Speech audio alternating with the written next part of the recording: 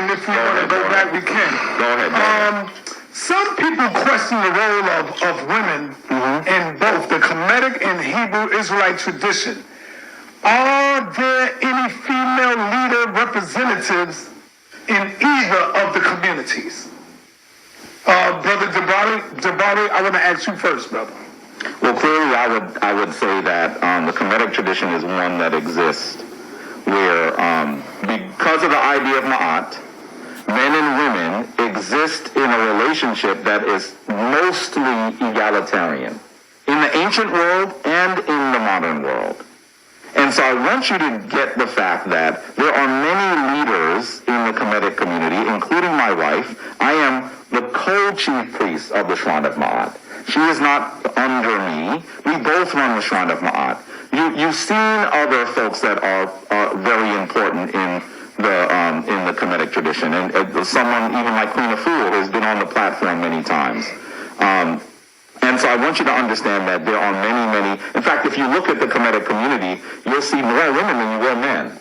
That is focused on the uplift of women. But I'm saying that when you go to gatherings of men in the Kemetic tradition, you won't see those sorts of numbers. Some question the role of women in both traditions, the Kemetic tradition and the Israelite tradition. Are there any female leaders, representatives in either of the community? Jabari went, now I'm asking you, are there any female representatives in the Hebrew Israelite community? I've gone to, well, first of all, let's start off with the scriptures. You see women represented in positions of leadership in the scriptures. We know that Deborah was a judge along with Barak. We see that in the book of Judges. So very early in the Bible, you see a woman with a position of leadership in the nation of Israel as far as being a mother figure in Israel. And Deborah judged Israel.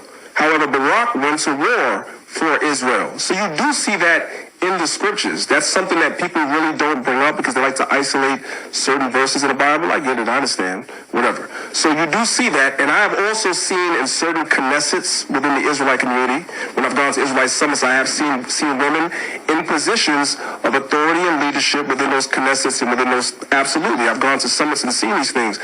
My brother Jabari probably has never been to any of these particular summits or Knessets or congregations or synagogues and actually seen these things, but these things do exist within the Israelite community. I personally have witnessed and seen it myself. So we can't be making broad statements without having all the facts to back it up.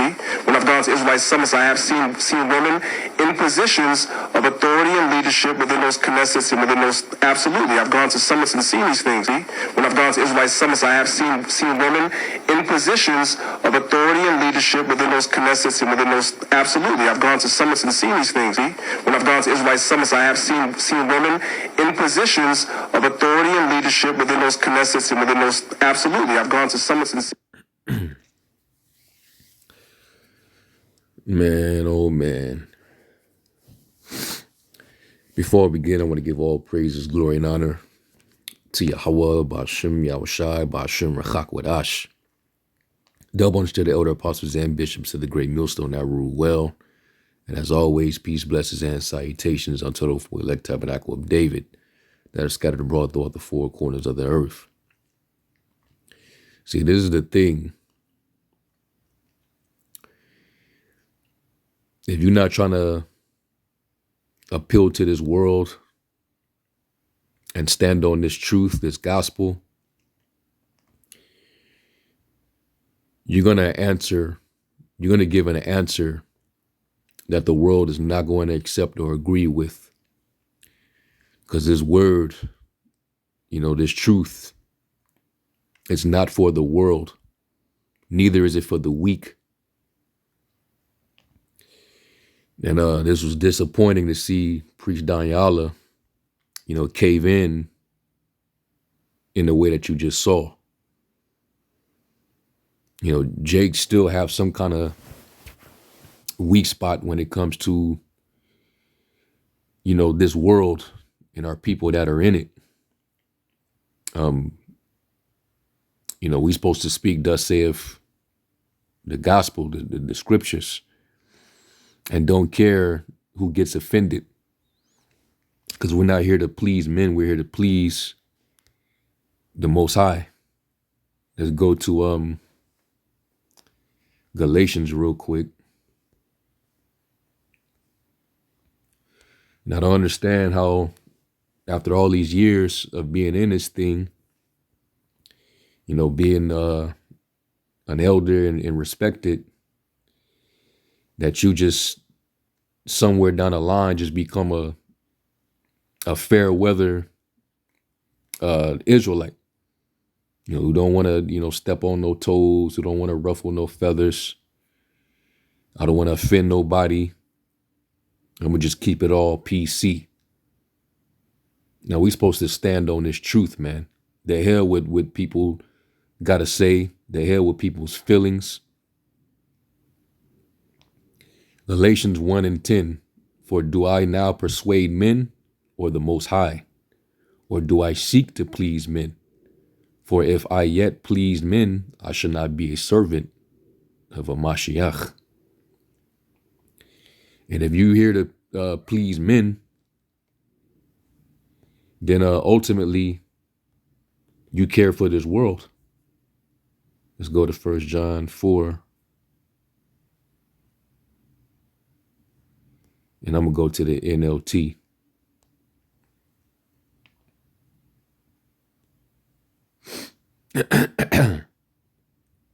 And this is 1 John 4:4 says, but you belong to the Most High, my dear children. You have already won a victory over those people because the spirit who lives in you is greater than the spirit who lives in the world. Those people belong to this world. So they speak from the world's viewpoint and the world listens to them. And being amalgamated with that lost in the sauce collective of men and women over there at the Black conscious community, they're of this world. And this is what happens when you become equally yoked with them. And you spend all your time, associating, accompanying yourself with them. Reading all these extra books, which is good to know history. And Danyaahla usually makes good lessons, or should I say good videos with edifying information on biblical history. But his lane is definitely not to be a prophet at all. Because a true prophet would have stood on business. But if he was given that same question, he mentioned Deborah, which was a rare occasion. All right, it was a rare occasion that the Lord lifted up a woman to put her in that position. Usually, that was never the case. It was never the case, and was not always the case. It was a rare occasion. Why didn't the Lord ever raise up another woman to be a judge in Israel before or after that? You had several women that were prophetess. We never said that women couldn't be prophets. Women having a vision, or a woman being a wife of a prophet, that would make her a prophetess. All right. But women were never in a leadership position outside of Deborah. That was an exception to the rule, and that was due to the circumstances that was going on in Israel. But see, Danyaahla used that example, because that's one of the only rare scriptures you can go to, to say that, there was a woman that was put in a leadership position. But you don't never read about that anywhere else, because that was a rare occasion. And it was shameful at that time. This is a patriarchal book. Okay. Women were not meant to rule anything, going back to the beginning when Eve was beguiled. Hence why Paul to Timothy in that letter that he called for the women to learn in silence with all subjection, and not to speak, not to teach, nor to usurp authority over the man, but to be obedient, because the woman was deceived and she was in the transgression. So, that wasn't a good look from Priest Danyaahla, and I once had respect for that man. He used to be fiery. I remember when Priest Bon Lawyer, who's in the spiritual realm right now, when he was on the scene, there was a different spirit on Priest Danyaahla. Now, since being amalgamated with the House of Consciousness, it's like he lost his spark, man. Not to say that he's, just completely cold and anything of that nature, but what he used to be. He lost his edge, so to speak. So he just tippy toes, and he tries to be as PC as possible. We're not to be ashamed of this gospel, man. Let me get 2 Timothy, was it 1?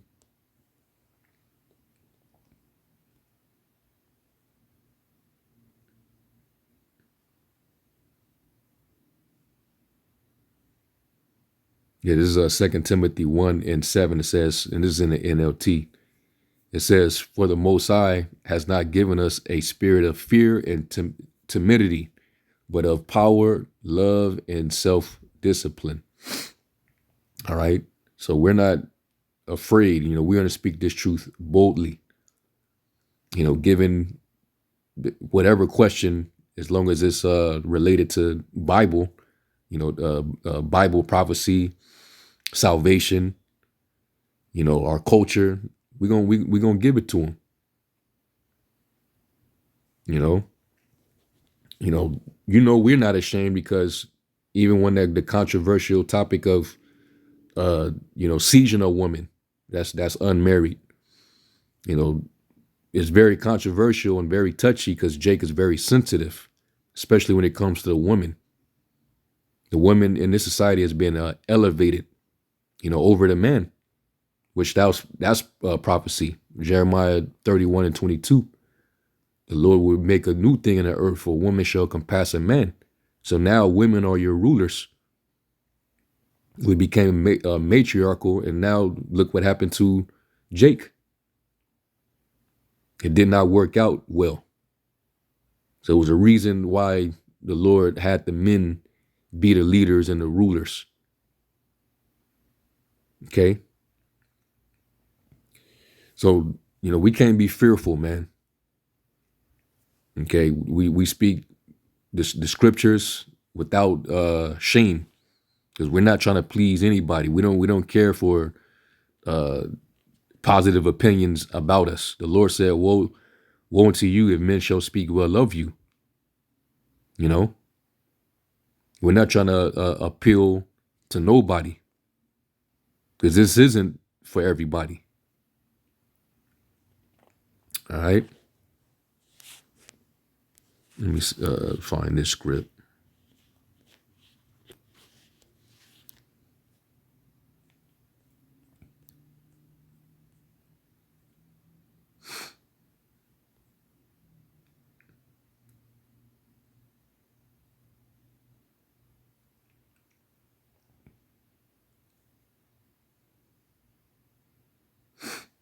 Yeah, I'll read this. Mark 8:38, it says, "Whosoever therefore shall be ashamed of me and of my words in this adulterous and sinful generation, of him also shall the Son of Man be ashamed when he cometh in the glory of his Father with the holy angels." And also the Lord said, "Blessed is he that is not offended in me." All right. So we're not going to be politically correct. All right. We're not going to, hold back, because, you got women listening, you got associates and companions that are of a completely different belief system. You know, we're gonna tell it like it is. Or we had one rare occasion where a woman was raised up and used as the vessel to judge Israel at the time, and it was a shameful thing when it happened. Even though it got the job done, you know, because we were being oppressed under the king Jabin of Canaan, and he had a strong captain over his army, Sisera. We was oppressed for 20 years, and so the Lord used a woman. You know, Jake was weak, and she was a prophetess, and the Lord used her to lead Israel. All right, and she had a man to assist her, and that would be Barak, which is why when you read Hebrews 11 chapter, you know, talking about the pioneers of our faith, they didn't even mention Deborah. They mentioned Barak, because he was the one that went out there, and he was afraid, but he still went out there with his manpower and delivered Israel. Why wasn't the woman mentioned there?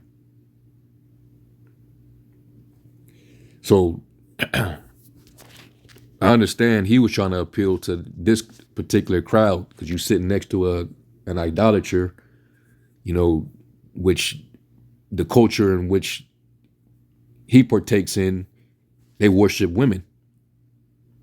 You know, the queen of heaven worship goes back to ancient Babylon and Egypt. All right, the Hamites, they were into woman worship, so that vibration was on them. When Jake gets into it, that vibration gets on them even heavier. So we would have been, me sitting on that couch, my answer would have been the complete opposite of what this guy was talking about. I don't know if that was who was that, Jabari or one of them guys. All right, I wouldn't even be associated with these cats. Be not equally yoked together with unbelievers. For what fellowship do righteousness with unrighteousness? You know, what fellowship do the temple of the Lord with Baal? So, yeah, this was disturbing right here, man. And matter of fact, because I pulled this up,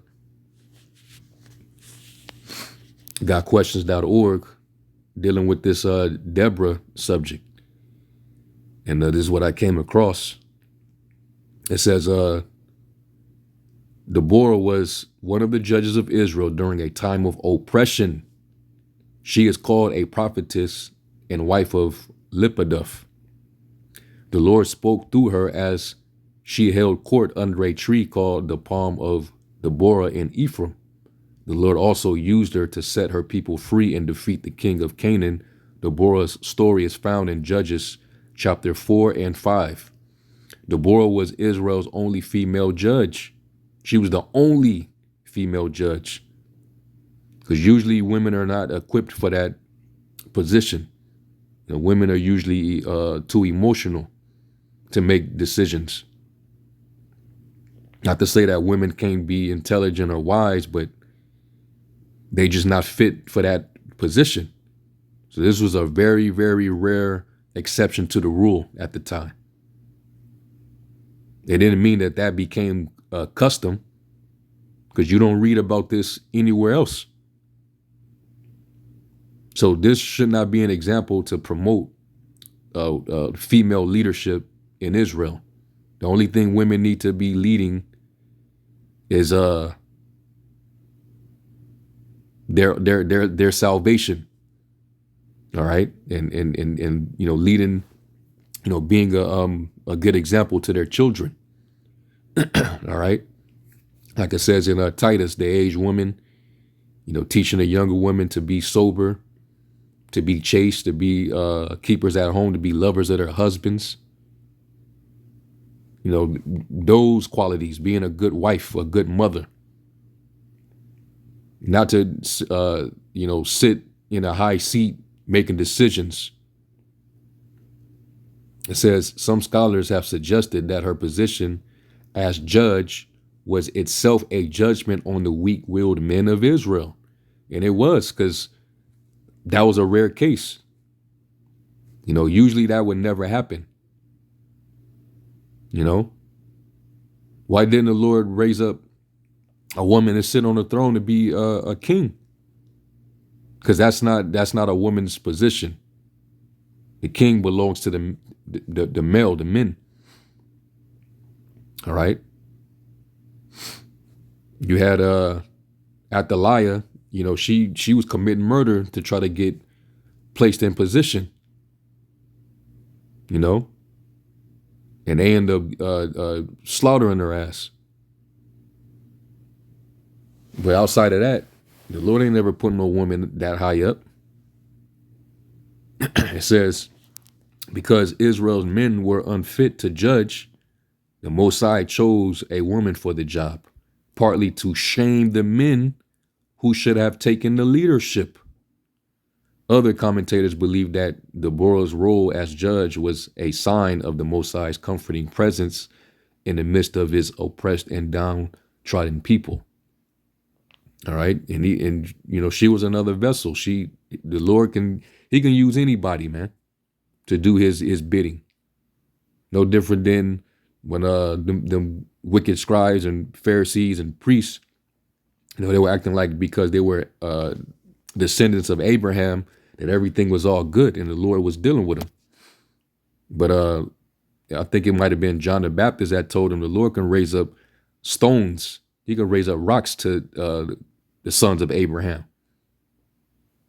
So the Lord can do whatever he wants, and he can use whatever vessel, male or woman. But as far as the Lord's order is concerned, women were not, it was not their position to be leaders. Okay? So, that we gotta, and this is, the scriptures say open rebuke is better than secret love. But come on, man. Priest Danyaahla, come on, bro. Don't cave into these dudes, man. But we already see what's going on because he's been around them for years. So he's gotten amalgamated to, that spirit and vibration that's over there amongst those dudes. And that's why the scriptures say evil communication corrupt good manners. That's why you can't be equally yoked with them. So, we got to keep it truthful. That was a shameful time, even though we were delivered. All right. The spirit can get on women to prophesy, but not in the sense of going out there like we out there on the highways and byways, with their swords out. That's not what went down, man. The Lord's calling soldiers. To you men I call. Proverbs 8:4. He's enlisting men. This is the Lord's company. This is his army. Okay. We have to please the Lord as soldiers. And there ain't no women in the Lord never put no women in in our military. That's not of our culture. Women were keepers at home. The men went out and fought the battles. When we was building up the walls, who was out there blowing the trumpet with one hand and had the sword in their other hand. Who was out there jeopardizing building the temple? It was the men. It wasn't, no women was a part of that.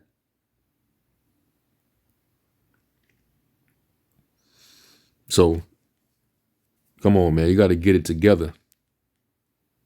We don't fold for nobody. We gonna tell the truth. If a woman, according to the law, if there was a husband who got into a scuffle or a fight with another man, and the other dude is getting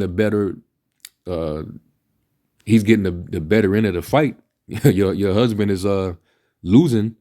She's not allowed to join in on that fight. She can't intervene on your behalf. She can't help you. If she grabbed him by the testicles, the nuts, that woman, according to the law, her hand got to be chopped off. So that lets you know in itself. So come on, man. Let's we got to shoot it straight. Don't be ashamed of the gospel, man. So anyway, with that, Lord willing, y'all were edified. I had to, do a land back off of this lesson right here, man.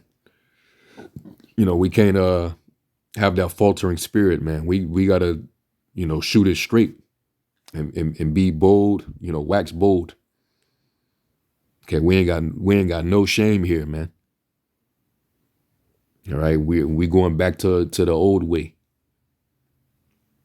So with that, I'm gonna give all praise, glory, and honor to Yahweh Shem Yahushai. And until the next one, Shalom.